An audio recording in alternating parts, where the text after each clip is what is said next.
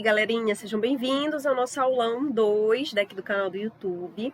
Hoje a gente vai conversar um pouquinho sobre cardiopatias cianóticas, como elas acontecem. Vocês vão perceber que essa aula é uma aula bem básica, mas é uma aula de extrema importância para você começar a entender melhor ali a fisiopatologia das doenças cianóticas, das cardiopatias cianóticas, tá bom? Então a gente vai relembrar muitas coisas que vocês provavelmente já sabem. O que é cianose? Antes da gente começar a falar sobre as cardiopatias, a gente precisa definir o que é cianose. A cianose ela é um sinal clínico, né? Então é aquilo que você enxerga no seu paciente. Quando você enxerga um paciente ali com uma coloração mais acinzentada, arroxeada, normalmente em mucosas. Nas mucosas fica mais fidedigno pra gente, né? Principalmente ali nos nossos bebezinhos, que nascem cianóticos e depois, por serem muito policitêmicos, acabam continuando um pouquinho mais cianóticos, mas as mucosas, tanto oral, a mucosa jugal, quanto a mucosa conjuntiva, mostram pra gente um padrão de certeza, de fidedigno, mais confiável para a gente do que outras partes do corpo. Além disso, os leitos ungueais também podem estar mais acinzentados, arroxeados, mas é importante que vocês entendam que a cianose é algo clínico, é algo que você vê, certo? E só vai ser possível você identificar uma cianose quando a hemoglobina estiver mais desoxigenada do que 5 gramas por decilitro. O que isso significa? Significa que, lembra lá como é que funciona o nosso transporte de oxigênio?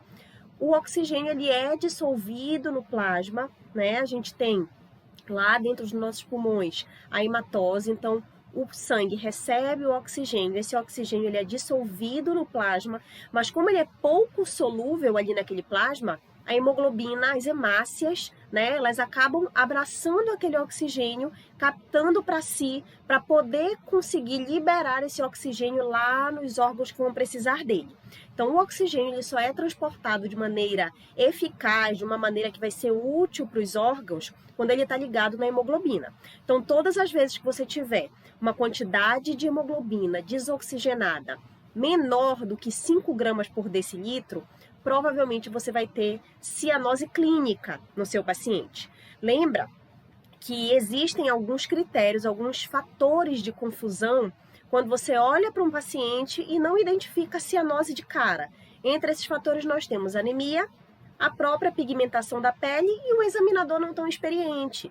Então, se você tem, por exemplo, um acadêmico que está no seu primeiro ano ali de faculdade, ele não vai ter a mesma facilidade de identificar uma cianose leve que um R4 de cardiologia, né? Que um cardiologista realmente. Então, o que o examinador, ele é realmente um sinal clínico examinador dependente. Então, o examinador não tão experiente pode sim passar abatido ali, deixar passar despercebido uma cianose no nosso paciente, tá? A pigmentação da pele, então, pacientes pardos, ou pacientes negros, ou pacientes que tenham a pele pigmentada por beta-caroteno, por polimixina, né? Esses pacientes, eles podem ter você pode ter uma certa dificuldade de conseguir identificar cianose nesses pacientes, tá? Anemia, justamente porque para ter cianose, eu preciso ter hemoglobina desoxigenada. Se eu tenho pouca hemoglobina, digamos que eu tenho uma quantidade ok de oxigênio, mas eu tenho pouca hemoglobina, toda a hemoglobina que eu tenho está bem oxigenada. Então, para isso, eu preciso ter uma quantidade mínima de hemácias, uma quantidade mínima de hemoglobina para que essa cianose se apresente clinicamente no nosso paciente, certo? Aqui é um pacientezinho meu, olha, percebam uma cianose clínica bem evidente, tá? Aqui também acompanhado de baqueteamento digital, obviamente quando a gente tem baqueteamento digital, a gente não tem dúvida se esse paciente é cianótico, porque o baqueteamento já mostra pra gente uma cianose ali de um tempo maior do que aquilo que você acredita, né? Com relação a essa questão de pigmentação de pele, eu já recebi diversos pacientes com diagnóstico de cardiopatia congênita bem tardios, porque o paciente era negro, né? E aqui na minha região também a gente tem o costume, principalmente os nossos pacientes que se alimentam da própria produção, ali os nossos ribeirinhos, né, os nossos moradores das proximidades dos rios, eles se alimentam muito, a base da alimentação do paraense é o açaí. E o açaí, por vezes, ele deixa um pouquinho mais tingido a mucosa oral né? Então, muitas crianças chegam com diagnóstico tardio pra gente, crianças que moram longe da capital com diagnóstico tardio, ou porque é negro realmente, e aí o médico, o enfermeiro, quem tiver na assistência, ela acaba deixando passar despercebida essa cianose, ou porque se acredita que a criança come muito açaí e acaba tendo essa coloração mais escurecida. Isso não pode acontecer. Tá? Não é porque a gente não está vendo a cianose, ou não é porque a gente está suspeitando que aquilo que o paciente tem não é cianose, que a gente não vai testar uma maneira fidedigna de confirmar se o nosso paciente está insaturado, que é através da nossa oximetria, óbvio. Você não pode deixar, você não pode considerar nenhum paciente, mesmo o paciente que não é anêmico, ou que é anêmico, mesmo o paciente que seja branco, mesmo o paciente, qualquer tipo de paciente que tenha qualquer menor suspeita de cardiopatia congênita, você não pode considerar que o paciente não tem cianose e, portanto, ele satura bem, certo? A gente precisa confirmar isso, porque hipoxemia é diferente de cianose. O que é a hipoxemia? A hipoxemia, sim, é a redução do oxigênio na periferia. Então, sangue periférico, sangue que roda aqui nos nossos órgãos, esse sangue, quando tem uma baixa pressão de oxigênio, que se traduz em sinal vital, uma baixa saturação de oxigênio, esse é o paciente hipoxêmico. Então, todo paciente hipoxêmico vai ser cianótico? Não! O paciente hipoxêmico, ele pode não ser clinicamente azulado, certo? O que não significa que tem muito oxigênio dentro do sangue dele.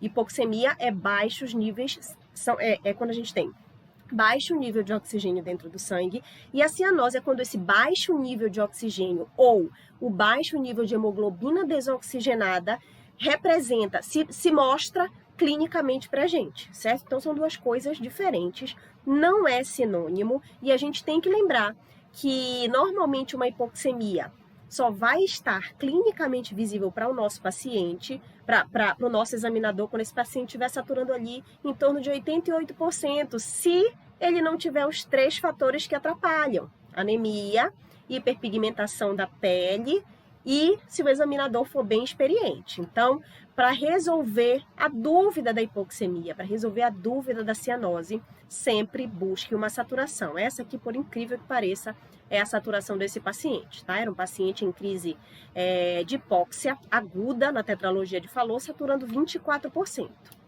Esse, claro, a gente não tem dúvida, né? Um paciente que satura 24% é óbvio que vai estar cianótico, que a gente não vai ter dúvida se é hipoxêmico ou não.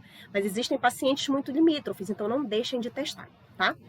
Como é que funciona esse processo de oxigenação no sangue? Jéssica, vamos falar agora de uma coisa básica do básico do básico. Eu amo falar do básico, gente, porque quando a gente entende a fisiopatologia, quando a gente entende a anatomia normal do coração, a gente consegue compreender facilmente o que fugiu da normalidade quando eu estou diante de uma cardiopatia, tá? É impossível você entender cardiopatia congênita, você entender cardiologia, você entender drogas vasoativas, tudo que envolva o coração e o sistema cardiovascular, sem que você entenda perfeitamente qual é a anatomia e a fisiologia, o bom funcionamento daquele sistema, tá bom? Então, a gente tem que lembrar que existem 2 grandes sistemas que se organizam para fazer a oxigenação do sangue. Quando a gente está falando de cianose e de hipoxemia, a gente está falando de um sangue desoxigenado, certo? Que chega na periferia, tá? Que chega para nutrir os órgãos desoxigenadamente. Então, nós temos ali 2 grandes sistemas, coração e pulmão. Esses sistemas entram em fusão, tá? Eles vão funcionar de uma maneira amistosa para que o sangue que chega através do coração seja oxigenado através do pulmão, certo? Como é que isso acontece? Vamos olhar aqui para essa figurinha. Lembra? O nosso corpo, depois de utilizar todo o sangue arterial, depois de retirar todo o oxigênio do sangue, ele devolve para dentro do coração um sangue venoso. Esse sangue venoso, ele tem aproximadamente 75% de saturação, tá? O sangue venoso vai chegar através do retorno venoso sistêmico, que são as veias cavas, dentro do coração. E o coração, que é o lado direito, átrio direito, depois ventrículo direito, e o lado direito do coração vai mandar esse sangue para dentro do pulmão. Lá no pulmão, esse sangue vai fazer a hematose, que é esse processo de troca gasosa que tira gás carbônico do sangue e manda oxigênio para o sangue se tornar arterial, certo? Esse sangue azul é o sangue venoso. O sangue venoso vai sair de dentro do coração, através da artéria pulmonar, para dentro do pulmão, sofrer o processo de hematose e sair rico em oxigênio. Quando esse sangue volta rico de oxigênio para dentro do coração, ele volta através das veias pulmonares. Essas veias pulmonares trazem sangue com oxigenação acima de 94%, que é o valor de normalidade da saturação, certo? Então, percebam, dentro do mesmo coração, da mesma bomba, nós temos de um lado sangue desoxigenado, que é o sangue venoso, pobre em oxigênio, e no lado esquerdo nós temos um sangue rico em oxigênio. E esse coração ele não permite, na normalidade, ele não permite a mistura desses sangues, certo? Mas apesar disso, ele é um circuito fechado. Ele é um circuito que começa no lado direito, termina no lado esquerdo. Começa no lado direito, termina no lado esquerdo. Ele é um circuito que não entra em conflito. Ele começa de um lado e termina do outro. Circuito fechado. E que não se comunica, certo? Esse é o normal. Ok. Só que o coração, ele não é um órgão que funciona como alterador, entre aspas, como modificador de sangue. O coração, ele funciona como bomba. Nada faz mais sentido do que caracterizar um coração como bomba. Por quê? Porque o coração, ele recebe sangue e ejeta sangue. Recebe sangue e ejeta sangue. O coração, em lugar nenhum dele, ele faz troca gasosa, ele faz aumento de pressão sanguínea, a não ser que seja para ejetar o sangue, certo? Ele não modifica a estrutura do sangue. Mas o pulmão, sim.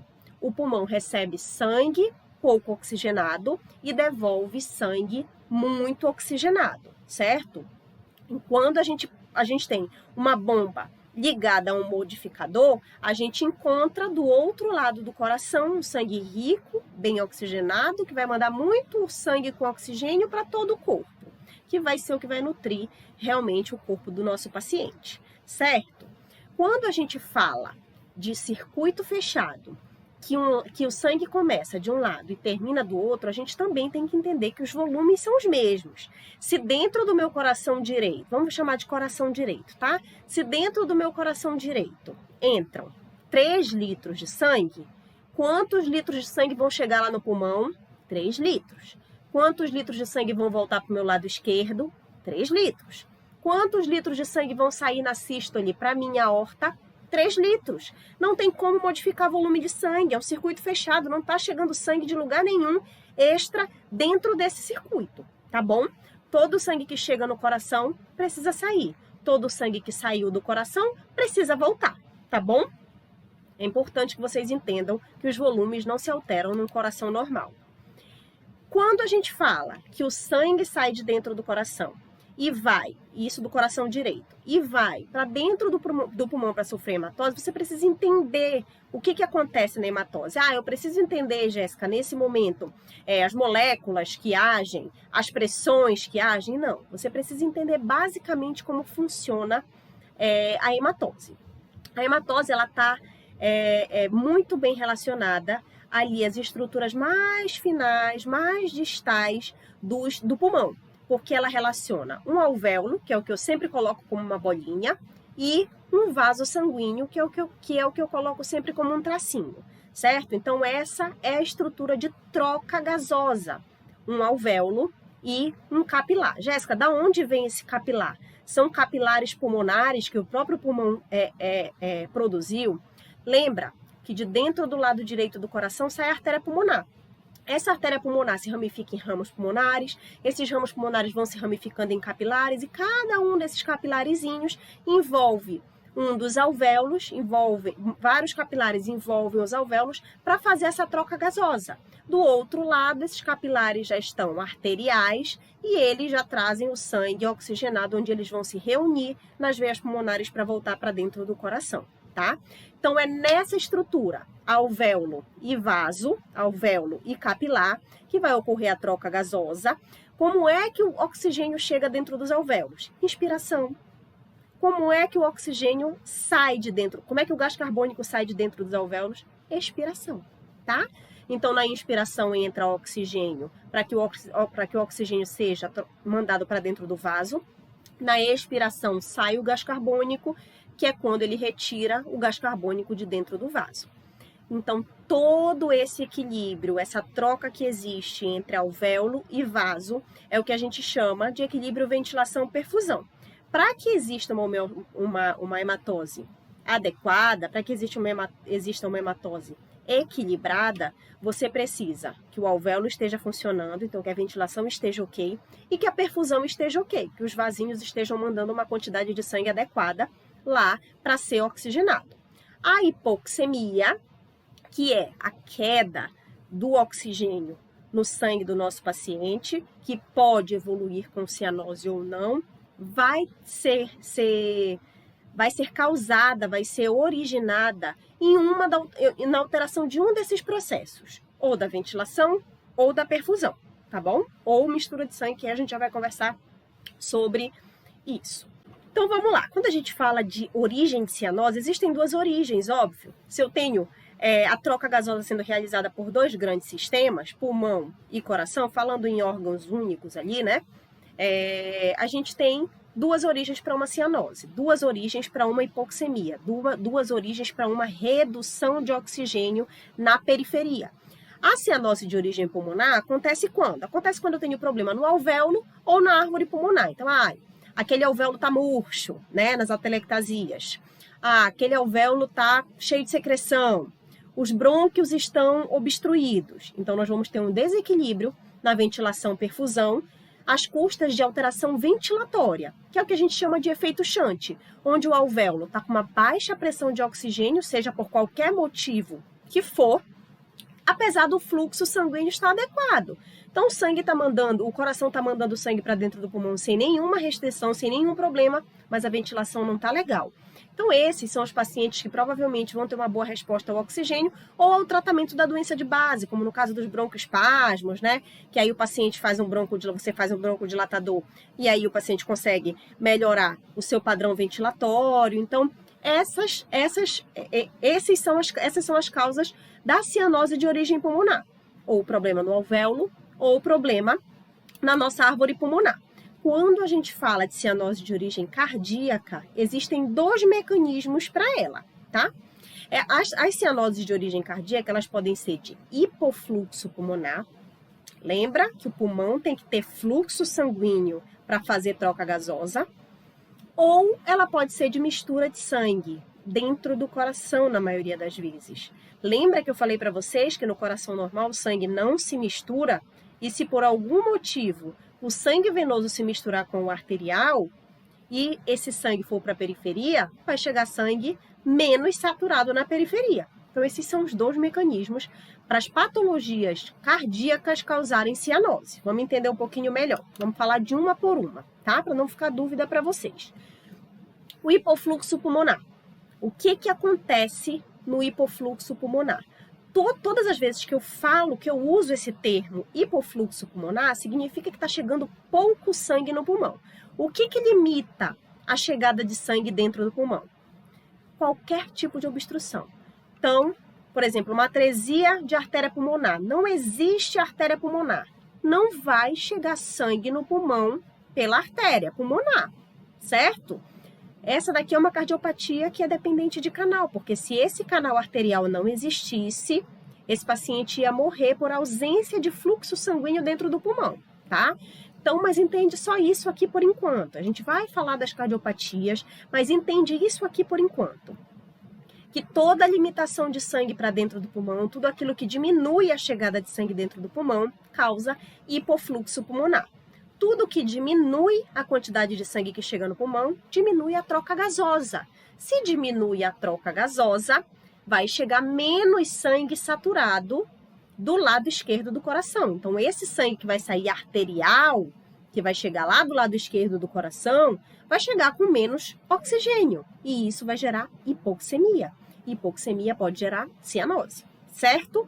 Não entendeu? Pausa. volta um pouquinho para ver se você entende, se fica um pouco mais claro. Se mesmo assim continuou não ficando claro, deixa um comentário aqui, me diz qual é a tua dúvida para tu não sair dessa aula com dúvida, tá bom? Certo. Então, todas as vezes que nós temos uma dificuldade de chegar sangue dentro do pulmão, nós vamos ter uma alteração na hematose baseada em outro efeito. Lembra que a gente falou do efeito shunt? O outro efeito que causa um desequilíbrio da ventilação-perfusão às custas de perfusão é o efeito espaço morto, tá? Na verdade, é o espaço morto, que eu vou já mostrar para vocês o que acontece. Então, tem uma obstrução da minha artéria pulmonar, tem uma obstrução dos ramos da artéria pulmonar, tem uma atresia da artéria pulmonar. Então, percebam, tudo é na árvore de fluxo sanguíneo do pulmão. Tudo que acontece que limita o fluxo de chegar no pulmão é chamada hipofluxo pulmonar, vai causar hipoxemia no nosso paciente. E esse sangue que vai chegar lá do lado esquerdo vai chegar com uma saturação menor que 94%, que aí já é considerado hipoxemia, certo? Lembra que aquela artéria pulmonar que sai de dentro do ventrículo direito vai formar os ramos pulmonares, e esses ramos pulmonares vão envolver os alvéolos para fazer troca gasosa, tá? Então, olha aqui, essa aqui é uma atresia de pulmonar, não chega nada através dela para dentro do pulmão. Então, aí qual é o único jeito? A aorta acaba mandando sangue para dentro da pulmonar através do canal arterial, mas o canal arterial é minúsculo, né? O canal arterial diminui muito a quantidade de sangue que está chegando dentro desse pulmão, tá? E aqui uma estenose pulmonar grave. Percebam como chega bem menos sangue aqui na artéria pulmonar do que costumaria chegar. Então, Jéssica, para onde esse sangue está indo? Normalmente, o sangue que tem, normalmente o sangue que chega na artéria pulmonar, numa artéria pulmonar mais estreitinha, que ele não consegue passar completamente, ele tem que ir para algum outro escape. Ou ele vai escapar por alguma CIV, ou ele vai escapar por um forame oval, por uma CIA, mas isso é um pouquinho mais complexo, daqui a pouco a gente fala sobre isso. Mas o importante para vocês agora, nesse momento, é toda obstrução de artéria pulmonar diminui a quantidade de sangue que chega dentro do pulmão, diminui a hematose, diminui sangue oxigenado chegando no lado esquerdo do coração, certo? Aqui, por que todas as vezes que chega menos sangue dentro do pulmão, eu causo hipoxemia? Eu deixo meu paciente mais insaturado, porque eu faço um desequilíbrio ventilação-perfusão, que é o espaço morto, é o inverso do shunt. Aqui nós temos um alvéolo rico em oxigênio, aqui nós temos um alvéolo que tem uma PO2 normal, alta, com uma ventilação funcionante, sem nenhum problema, mas olha o filete de sangue que passa embaixo desse alvéolo. Então, eu até tenho oxigênio, mas eu tenho pouquíssimo sangue chegando no pulmão. Se eu tenho pouquíssimo sangue chegando no pulmão, eu tenho pouquíssima hemácia chegando no pulmão, então eu vou ter pouquíssimas hemácias sendo oxigenadas, certo? Jéssica, mas por que tem só um filetezinho de sangue passando ao redor dos alvéolos, se onde está obstruído é lá na artéria pulmonar? Por dois motivos. Lembra da lei do uso e desuso? Essa criança provavelmente tem essa hipoplasia de artéria pulmonar, essa hipoplasia de ramos, essa obstrução, essa atresia de pulmonar, desde a hora da formação do seu coração. Então, desde lá do período embrionário, essa artéria já era pequena, esse pulmão já recebia pouco sangue e os seus vasos são hipodesenvolvidos. Essa hipoplasia desses vasos pode fazer com que eles realmente tenham um calibre menor e recebam menos sangue por mais esse motivo. Mas pode ser só por desvio de volume. Como é que funciona essa questão de desvio de volume? Que foi o que eu falei da agorinha para vocês. Então, vamos entender aqui como é que uma obstrução de pulmonar faz chegar menos sangue dentro do pulmão. Chegou aqui no átrio direito todo o nosso retorno venoso sistêmico, né? Então, digamos que chegou aqui 4 litros. Como obrigatoriamente não vai nascer, não vai brotar sangue novo de dentro do coração, ele precisa continuar no mesmo volume que ele entrou, ele precisa sair. Esses 4 litros que chegaram no átrio direito vão descer para o ventrículo direito. Mas Esse nosso paciente aqui, ele tem uma artéria pulmonar bem estreitinha e ele tem uma CIV, ele podia ter uma CIA aqui, só uma CIA. Então, normalmente, os pacientes que têm obstrução de artéria pulmonar, eles têm uma CIV ou uma CIA para ser compatível com a vida, tá bom? Então, esse paciente tem uma obstrução na artéria pulmonar e tem uma CIV. Essa artéria pulmonar é tão pequenininha que desses 4 litros que caiu aqui no ventrículo direito, só consegue passar 1 por dentro da pulmonar. Se só está passando 1 litro para dentro da pulmonar, pensa comigo, digamos que em 4 litros eu tivesse 10 hemácias, né? Tivesse 12 hemácias aqui em 4 litros. Quando eu jogo 1 litro somente de sangue para dentro do pulmão, eu estou jogando só 3 hemácias. Então, são só essas 3 hemácias que vão chegar lá no pulmão que vão ser oxigenadas para voltar para cá, para esse lado esquerdo. Entenderam como é que a limitação de fluxo diminui a saturação do nosso paciente? Certo.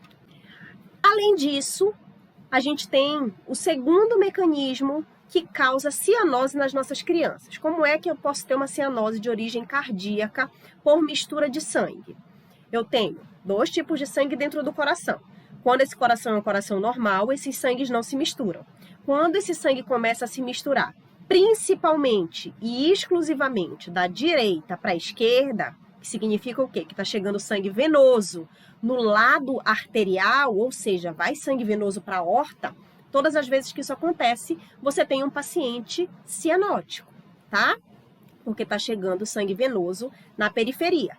Essa mistura pode acontecer em vários locais. Pode acontecer no átrio, pode acontecer nos ventrículos, nos átrios, nos ventrículos, ou no próprio canal arterial, que seria uma mistura extracardíaca, né? Então, qualquer um desses ambientes que o sangue se misturar da direita para a esquerda, você vai ter um paciente cianótico. Então, sempre pense nisso. Paciente de origem cianótico de origem cardíaca tem 2 mecanismos, ou os 2 juntos, que a maioria das vezes são os 2 juntos. Você tem hipoplasia de hipofluxo pulmonar e mistura de sangue, tá? Mas, Jéssica, me responde uma coisa. Então, se eu preciso ter mistura de sangue entre átrios e ventrículos, ou no canal arterial, então quer dizer que toda CIV, e toda CIA, e todo canal arterial, e todo DSAV vai ser cianótico? Claro que não, tá? Lembra? CIA, CIV, canal arterial, DSAVT são cardiopatias acianóticas. Por quê? Se eu tenho ali um canal de mistura, uma abertura para que esses sangues se misturem, né? Porque para existir mistura de sangue dentro do coração, você precisa de 2 componentes. Você precisa de diferença de pressão. O lado que tiver maior pressão vai empurrar para o lado que tiver menor pressão. E você precisa seguir o caminho das hemácias. Não existe passar a hemácia, por exemplo, de um átrio direito para um ventrículo direito se você não tem tricúspide. Se a tricúspide é uma parede em vez de ser uma válvula. Tá? Eu vou já mostrar isso para vocês nas cardiopatias propriamente dita, mas lembrem disso. Não é suficiente ter uma comunicação, porque a comunicação ela só vai favorecer a passagem de sangue do lado que tem maior pressão para um lado que tem menor pressão. E normalmente qual é o lado que tem maior pressão dentro do coração? O esquerdo, né? Que é o lado que manda sangue para o sistema. É o lado que está conectado à aorta, que é uma artéria de maior pressão. Então, o normal é que dentro, isso se forem cardiopatias isoladas, né? CIA, CIV, PCA isolados. O lado esquerdo vai ter uma pressão maior que o lado direito. Então, é óbvio que o sangue vai fluir do lado esquerdo para o lado direito. Isso vai causar cianose? Claro que não. Não está chegando sangue venoso no lado esquerdo do coração. Só vai causar cianose, só vai causar hipoxemia se o sangue venoso, que normalmente chega saturando 75% lá do lado direito, for para dentro das cavidades esquerdas, que aí o sangue vai atingir a aorta, certo?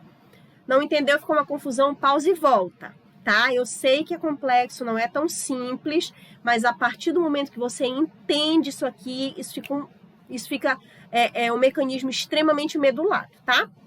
Ok, então vamos falar especificamente dessas nossas cardiopatias que fazem mistura de sangue, que são cianóticas por mistura de sangue, tá? Aqui nós temos a atresia tricúspide. O que é a atresia tricúspide?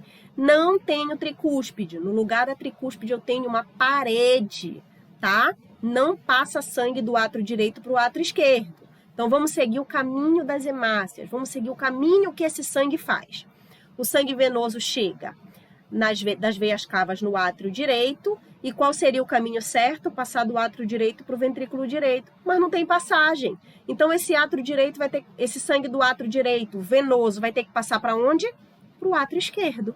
Misturou todo o sangue. Se o sangue misturou, o sangue que vai cair no ventrículo esquerdo, que está ligado na aorta, é venoso. É venoso, não é insaturado, não é mais venoso, é venoso misturado com arterial. Então, digamos que o sangue que chegou aqui no átrio direito satura 75%, e o sangue que chega aqui das veias pulmonares no átrio esquerdo satura 95%. Esse sangue que vai chegar na periferia não vai passar de 80%, certo? Então, esse daqui é o mecanismo de cianose na atresia tricúspide. Vamos para o mecanismo de cianose na síndrome de hipoplasia do coração esquerdo. Síndrome de hipoplasia do coração esquerdo tem vários espectros, né? A gente pode ter atresia de mitral, então não passa nada do átrio do átrio esquerdo para o ventrículo esquerdo. Ou a gente pode ter atresia de aorta, não passa nada para dentro da aorta. Então, são vários espectros. Nesse desenhinho que eu trouxe para vocês, eu tenho um coração que não tem válvula mitral, é uma parede ali, não tem divisão entre átrio direito e ventrículo, entre átrio esquerdo e ventrículo esquerdo. E eu tenho também uma hipoplasia do arco aórtico, não passa nada para dentro da aorta, tá? Também é uma cardiopatia dependente de canal, porque se não chegar sangue na aorta, o nosso paciente infarta, tá? Além de infartar o coração, infarta todos os outros órgãos. Então, é o sangue venoso que vai chegar lá para dentro do coração, ok? Mas, além disso, vamos seguir o caminho das hemácias. Sangue venoso chegando no átrio direito, saindo do átrio direito para o ventrículo direito, do ventrículo direito vai para o tronco da pulmonar. Chegou lá no pulmão, sofreu hematose, chega um sangue arterial e volta para as veias pulmonares, tá?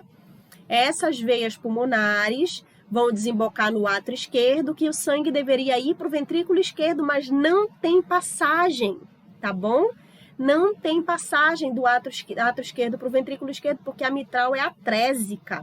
Então, todo o sangue que chega do átrio esquerdo passa para o átrio direito, para ir para a pulmonar, e é o sangue que sai direto dessa pulmonar que passa para a aorta, certo? Então, essa daqui é uma cardiopatia congênita dependente de canal, porque se esse canal não existir, o bebê morre. Como é que vai chegar sangue na aorta desse bebê, tá? Então, todas as vezes que vocês pegarem um ecocardiograma, que vocês pegarem... eu vou fazer uma aulinha dessa para vocês, para ficar mais claro como é que vocês fazem o desenho olhando um ecocardiograma, mas todas as vezes que vocês pegarem um ecocardiograma, desenhem o coração e coloquem setinhas para entenderem por onde o sangue está percorrendo, tá? Isso faz muito sentido, isso ajuda muito a gente a entender se está chegando sangue arterial ou sangue venoso lá na aorta, que aí a gente sabe se o paciente vai ser hipoxêmico ou não, tá? Aqui, na nossa drenagem anômala de veias pulmonares, o que que acontece? Olha aqui, as nossas veias pulmonares que deveriam estar conectadas no átrio esquerdo estão desconectadas, não conectam com o átrio esquerdo, elas conectam com uma veia conectora e desembocam lá no átrio direito. Então, bora entender o que que acontece.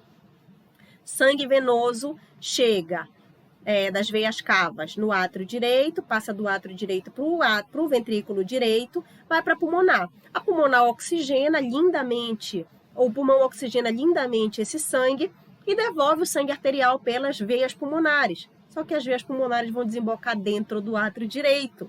Então, todo o sangue que chega dentro do coração desse paciente está se misturando dentro do átrio direito.